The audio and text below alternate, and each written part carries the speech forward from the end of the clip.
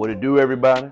It's your boy King Crowder back again with another edition of History You May Not Know and Things That Are Not Taught in Detail for Show. Today's lesson, we'll be going all the way to a place called Natchez, Mississippi. In Natchez, Mississippi, y'all, most people have no idea that we had our own concentration camp of freed Black Americans.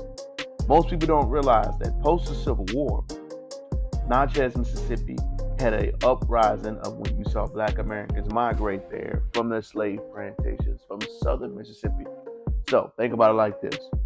People that were formerly enslaved earned their freedom due to the Civil War. We know Black Americans fought, make sure they were located and fought upon and earned their right to freedom. When they earned their right to freedom, soldiers of this area made them work this land because they won the war and they were still bitter about these acts. So some upwards of more than 20,000 Black American freed slaves were moved and migrated to this place. And they pushed them into a concentration camp. Most people don't realize that they separated the male and the women from the children. And they literally made the males work to death. When they made the males work to death, they made them cultivate the field. They made them work as they saw the children eat and die of starvation. American history hides that we had our very own small version of a concentration camp in this country.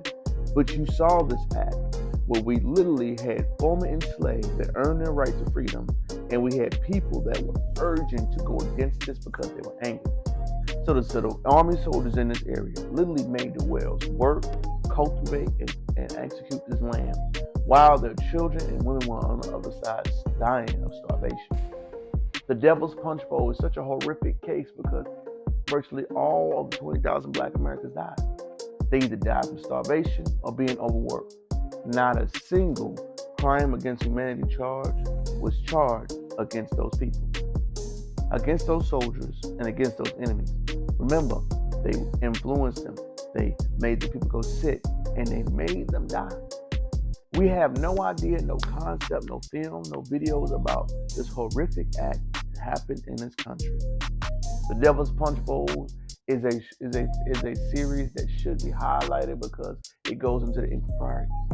It goes into how the freedom of these Black Americans who were trying to escape this horrible cause we had in this country called slavery.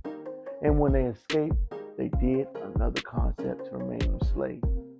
Did you know until this day in Natchez, Mississippi, there are peach trees all around? The peach trees are not touched by the locals of that area because they know that the remains and fertilization come from the Black American soils. So the people that died from there just died where they were. They weren't properly buried, and the peach trees came up after them because their bodies were being fertilized by human remains.